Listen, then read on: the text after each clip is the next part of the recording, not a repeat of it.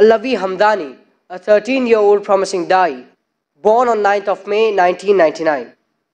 Presently a grade 8 student, he wants to be a doctor, but also a Dai, thus not only curing people from physical diseases, but also from the diseases of shirk, kufr, innovation and blasphemy, inshallah. He has acquired a certificate of excellence in science, ICT, progress, tilawah, maths and Islamic inclination. He loves playing football, swimming and table tennis. He is a dedicated student and has been the prefect of his class. This promising Dai is on his mission to da'wah, removing and combating the misconceptions about Islam. Everyone brutally kills, but blame goes to Islam.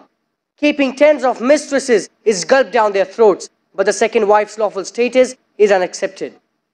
Violence is spread by mischief mongers, but Islam is put to blame.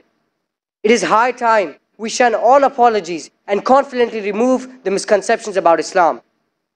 Brothers and sisters, let's welcome Allawi Hamdani for his presentation, Misconceptions about Islam.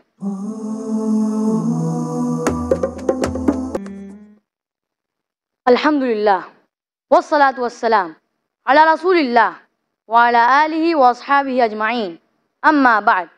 A'udhu billahi minash shaitanir rajim, bismillahir rahmanir rahim. Ud'u ila sabili rabbika bil hikmah, wal mau'izatil hasanah, wajadilhum billati hiya ahsan. Rabbi shrah li sadri, wa yassir li amri, wahlul 'uqdatan min lisani, yafqahu qawli. My respected elders, and my dear brothers and sisters, I welcome all of you with the Islamic greetings. Assalamu alaikum wa rahmatullahi wa barakatuh. May peace, mercy and blessings of Allah subhanahu wa ta'ala, Almighty God, be on all of you. The topic for today's talk is misconceptions about Islam. It is the duty of every Muslim to convey the message of Islam. Those who are not aware of it, it is compulsory for us, Muslims, to do da'wah. Da'wah means an invitation, a call to the non-Muslims. And it is compulsory for a Muslim to invite a non-Muslim towards Islam. And there are various methodologies as well as strategies used by the Muslims as far as da'wah is concerned. And the most common strategy is that whenever a Muslim meets a non-Muslim, he speaks 100 good things about Islam. Even if that non-Muslim agrees with all the 100 good things about Islam, yet that non-Muslim will have a few negative points at the back of his mind. He may say, yes, I agree with all the 100 good things about Islam, but you are the same Muslim who is a terrorist. You are the same Muslim who is a fundamentalist. You are the people who spread the religion by the sword. You are the people who subjugated women. You are the people who marry more than one woman. These few negative points at the back of his mind prevent the non-Muslim from accepting the beauty of Islam. That's the reason whenever I meet a non-Muslim, I ask him up front, what do you feel is wrong with Islam? With your limited knowledge, whether right or wrong, what do you feel is wrong with Islam? And I make him comfortable that you can criticize Islam. If you want, you can attack Islam. But tell me, what is wrong with the religion of Islam? And after he's made comfortable, he poses 3 or 4 questions about Islam. And these 3 or 4 questions invariably fall amongst the 20 most common questions asked by non-Muslims. If all the Muslims know the reply to these 20 common questions asked by non-Muslims with reason, with logic and science, with the quotation from the Quran and the Sahih Hadith, as well as the quotation of the scriptures of the non-Muslim. Even if he cannot make the non-Muslim accept Islam, at least he can neutralize the animosity that is there in the minds of non-Muslims. At least he can neutralize the negative feeling that the person has regarding Islam. And how do these 20 common questions arise in the minds of the non-Muslims? Every day, the non-Muslims, they are being bombarded by the international media regarding misinformation about Islam. There is virulent propaganda regarding Islam. Whether you read the international newspapers, the international magazines, the radio broadcast stations, the television satellite channels, the internet, we find there is virulent propaganda regarding Islam. Time may not permit me to cover all the 20 questions in this limited time that I have. But you can surely go to the website www.irf.net, where all the answers to these questions are given in detail. For today, I'll try to cover the 4 most common questions out of the 20 most common questions asked among Muslims. One of the most common questions asked among Muslims about Islam is that, was Islam spread by the sword? First, let us discuss what is the meaning of the word Islam. Islam comes from the root word salam or salam, which means peace. It's also derived from the Arabic word silm, which means to submit your will to Almighty God. So if I translate, Islam was spread by the sword, it means peace was spread by the sword. It's contradicting. How can peace be spread by the sword? And we know that every human being in this world would not want peace to prevail. That's the reason every country in this world has a police force. And this police force many times uses force to maintain peace in that country. They don't use force to disrupt peace. If the anti-social element wants to disrupt peace, the police of that country maintains peace. Similarly, Islam is a religion of peace. Its main aim and objective is to spread peace. But every human being in this world would not want peace to prevail. And Islam is against violence. It's against fighting. It's against using force, except as a last resort to maintain peace. Islam does give permission to use force to let justice and peace prevail in that land. And the best reply to this allegation that Islam was spread by the sword is given very well by a very famous historian by the name D. Lacy O'Leary in his book Islam at the Crossroads, page number 8, that history makes it clear that the legend of fanatical Muslims sweeping across the world, forcing Islam at the point of the sword over conquered races is the most fantastic myth that historians have ever repeated. I would like to repeat. D. Lacy O'Leary writes in his book Islam at the Crossroads, page number 8, that history makes it clear that the legend of fanatical Muslims sweeping across the world, forcing Islam at the point of the sword over conquered races is the most fantastic myth that historians have ever repeated. With sword, we Muslims, we ruled Spain for more than 800 years. We didn't do the job. We didn't convey the message of Islam to the non-Muslims. Later on, the Christian Crusaders came and they wiped out the Muslims. There was not a single Muslim who could openly give the adhan, that is the call for prayer. We Muslims, we have been the rulers of the Arab lands for the past 1400 years. For a few years the British came, for a few years the French came. But as a whole, we Muslims have been the rulers of the Arab lands for the past 1400 years. Yet today, there are 14 million Arabs who are Coptic Christians. Coptic Christian means Christians since generations. These 14 million Coptic Christians, they are giving Shahada, they are bearing witness that Islam wasn't spread by the sword. We Muslims ruled India for more than 1,000 years. If we wanted, we could have converted each and every Indian at the point of the sword. But we didn't do it. Today, more than 80% of the Indian population is non-Muslim. These 80% non-Muslim Indians, they are giving Shahada, they are bearing witness that Islam wasn't spread by the sword. Today, the country which has the maximum number of Muslims is Indonesia. Which Muslim army went to Indonesia? Which Muslim army went to Malaysia? Malaysia has more than 50% Muslims. Which Muslim army went to the east coast of Africa? Which sword? The reply is given by Thomas Carlyle, a very famous historian from Europe. He writes in his book, Heroes and Hero Worship, and he places Prophet Muhammad ﷺ as his hero number 1. And he writes in his book, Heroes and Hero Worship, that the sword indeed, but where will you get your sword? Every new opinion at its starting is precisely in the minority of one. In one man's head alone, there dwells as yet. One man alone of the whole world believes it. There is one man against all men. That he picks up a sword and tries to propagate with that will do little for him. You must get your sword. On a whole, a thing will propagate itself as it can. You have to find your sword. Thomas Carlyle is talking about the sword of the intellect, the sword of reasoning, which sword has forced tens and thousands of people to accept Islam. And I started my talk by quoting a verse from the glorious Quran, from Surah Nahl, chapter number 16, verse number 25. It says, "Udu ila sabili rabbika bil hikmah wal mau'izatil hasana wajadilhum billati hi ahsan." Invite all to the way of thy Lord with wisdom and beautiful preachings, and argue with them and reason with them in the ways that are best and most gracious. It is the sword of the intellect, the sword of reasoning, which is conquering the hearts of the people. It is not the sword of metal. Even if we had a sword of steel, we could not use it, because the Quran says in Surah Al-Baqarah, chapter number 2, verse number 256, "La ikraha fid din, qad tabayyana rushdu min al-ghayy." Let there be no compulsion in religion. Truth stands out clear from error. So Thomas Carlyle is talking about the sword of the intellect, the sword of reasoning. And there was a survey done by the Reader's Digest Almanac and Yearbook, which came in 1984. And this article was reprinted in the Plain Truth magazine. It did a survey of the increase in the major world religions in a span of 50 years, from 1934 to 1984.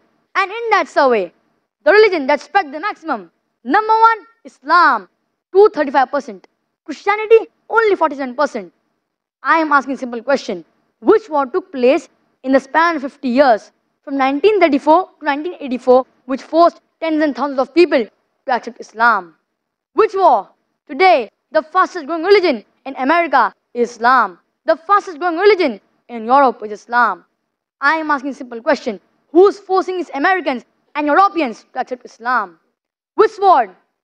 Today, the media is attacking Islam, saying it subjugates women. You know, out of these people accepting Islam in America and Europe, 2/3 of them are women. If Islam subjugates women, why are the American women, why are the European women accepting Islam? Who's forcing them? To end the answer to the question, was Islam spread by the sword? I would like to quote to you the saying of Dr. Joseph Adam Pearson, who said, "People who worry that one day nuclear weaponry will fall in the hands of the Arabs, they fail to realize that the Islamic bomb, the bomb of peace, has already been dropped. It fell the day Prophet Muhammad ﷺ was born." The next most common question asked by the non-Muslims about Islam is that, why does Islam permit a Muslim to have non-veg food? You know, killing animal is a ruthless act. So why does Islam permit a Muslim to have non-veg food? I would like to mention at the outset that a Muslim can be a very good Muslim even by being a pure vegetarian. There is no verse in the Quran or the Sahih Hadith that says it is compulsory for a Muslim to have non-veg food. But since the Quran and our Creator, Allah subhanahu wa ta'ala, has given permission for human beings to have non-veg food, then why should a Muslim not have it? The Quran says in Surah Al-Ma'idah, chapter number 5, verse number 1, "Ya ayyuhalladhina amanu, awfu bil uqud, uhillat lakum bahimatul an'ami illa ma yutla alaykum." O you who believe, fulfill all obligations. Lawful unto you are all four-footed animals, with the exceptions named. The Quran says, eat the meat of the lawful animals with the exceptions named. The Quran says in Surah Nahl, chapter number 16, verse number 5, وَالْأَنْعَامَ خَلَقَهَا لَكُمْ فِيهَا دِفْءٌ وَمَنَافِعُ وَمِنْهَا تَأْكُلُونَ. And the cattle we have created for you. From them you derive warmth and numerous other benefits. And from the meat ye eat. And a similar message is repeated in Surah Al-Mu'minun, chapter 23, verse number 21. وَإِنَّ لَكُمْ فِي الْأَنْعَامِ لَعِبْرَةً نُسْقِيكُم مِّمَّا فِي بُطُونِهَا وَلَكُمْ فِيهَا مَنَافِعُ كَثِيرَةٌ وَمِنْهَا تَأْكُلُونَ. And in the cattle ye have an instructive example. From them ye derive warmth and numerous other benefits. And from the meat ye eat. So when the Quran and our Creator, Allah subhanahu wa ta'ala, has given permission for human beings to have non-veg food, then why should a Muslim not have it? Now, let us analyze the scientific as well as logical reasons for having non-veg food. Today, science tells us that non-veg food, it is a wholesome food.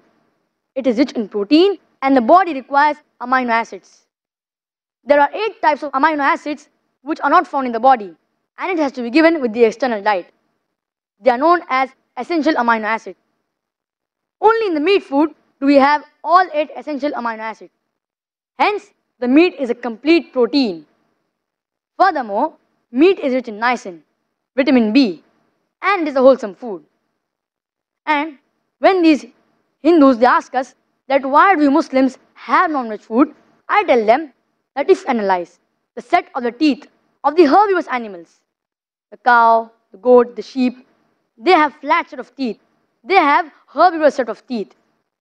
If we analyze the set of teeth of the carnivorous animals, the lion, the tiger, the leopard, they have pointed set of teeth. They have canine set of teeth. But if we analyze the set of teeth of the human being, if you go in the mirror and check the set of the teeth which we human beings have, we human beings, we have both flat teeth as well as pointed teeth. If Almighty God wanted us only to have veg food, why did He give us pointed teeth? Why did He give us a canine teeth? To have non-veg food. Furthermore, if we analyze the digestive system of the herbivorous animals, the cow, the goat, the sheep, they can only digest veg food. They cannot digest non-veg food. If we analyze the digestive system of the carnivorous animals, the lion, the tiger, the leopard, they can only digest non-veg food. They cannot digest veg food. But a human being can digest both veg food as well as non-veg food. If Almighty God wanted us only to have veg food, why did He give us a digestive system which can digest both veg food as well as non-veg food? Why?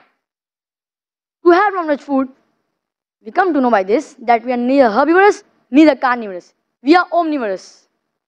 And most of the Hindus, they believe that it is prohibited according to the religion for a human being to have non-veg food. But it is mentioned in all scriptures that even the sages and saints had non-veg food. It's mentioned in Manusmriti, chapter number 5, verse number 30. The eater, if he eats the meat of what is to be eaten, then it is good. Even if it does it day after day.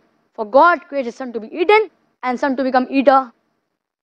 It's further mentioned in Manusmriti, chapter number 5, verse number 31. Eating animal in sacrifice is not a sin. It is a law of God. It's further mentioned in Manusmriti, chapter number 5, verse number 39 to 40. God created sacrificial animals. So killing animals in sacrifice is not considered as killing. And if you read the Mahabharata, Anushasana Parv, chapter number 88, it's mentioned about the Pandavas. Yudhishthira, the eldest brother, he asked Bhishma that what should they give in puja, yagna, so that the ancestors will be satisfied. So Bhishma replies that if you give herbs, vegetables, fruits, the ancestors will be satisfied for 1 month. If you give fish, 2 months. If you give meat, 3 months. If you give hair, 4 months. If you give meat of goat, 5 months. If you give bacon, meat of pig, 6 months. If you give birds, 7 months. If you give deer, 8 months. And the menu continues. And if you give buffalo, 11 months. And if you give cow, that is beef, the ancestors will be satisfied for 1 full year. And if you give meat of rhinoceros or red meat of goat, the ancestors will be satisfied inexhaustibly. Herbs, fish, meat, hair, what? Everything in that menu. And now, when we ask these people that why do not have non-veg food, they tell us that killing animal is a sin. Because killing a living creature is a sin. So I tell them that if a person can live without killing a living creature, then I am with you. But today, science tells us that when plants have got life, previously, people do not know that plants have got life. So now, their logic has changed. No. We understand. We know plants have got life. But plants can't feel pain. But today, science tells us that even plants can feel pain. Though they do not have a very well developed system, but they can feel pain. And there was a research done in America where a farmer had made a gadget. And whenever the plant wanted more water, it would cry out. He used to convert the cry of the plant and hear it. Because the human ear can only hear 20 cycles to 20,000 cycles per second. Anything less or more than that, the human being cannot hear. You know, the dogs, they can hear up to 40,000 cycles per second. So you may have heard of the silent dog whistle. Whenever the master blows it, its frequency is between 20,000 cycles, 40,000 cycles. The dog gets it and comes to the master. So now there's a non-Muslim who argued the maximum. Okay, I agree with you. Plants have got life. Plants can feel pain. But you know, plants have got 2 senses less. Animals have got 5 senses. Plants have got 3 senses. So we tell them, okay, we agree with you that plants have got life, plants can feel pain, but plants have 2 senses less. Animals have got 5 senses, plants have got 3 senses. And we tell them, for example, imagine you have a brother who is born deaf and dumb. And when he grows up, someone comes and kills him. What will you say to the judge? Me, Lord, give this murderer less punishment because my brother had 2 senses less. In fact, you will say, give this murderer double punishment. My brother was a masoom, he was innocent, he could neither hear nor speak. Give him double punishment. So there is nothing like 2 senses less, so less punishment. In Islam, it does not work.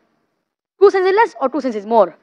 The Quran says in Surah Al-Baqarah, chapter number 2, verse number 68, Ya ayyuhan nas, kulu mimma fil arzi halalan tayyiba. O people, eat from the earth what is lawful and good. Eat what is halal for you. So what is halal? What is permissible? And what is good we can have. And I would like to tell those who are against eating non-veg food that fine, don't eat non-veg food. We will not get animals. But you know, the population of the cattle, it grows very fast. That if we stop eating them, we will have overpopulation of cattle. Now we have overpopulation of human beings. In some countries like India, China, then we will have overpopulation of cattle in many other countries.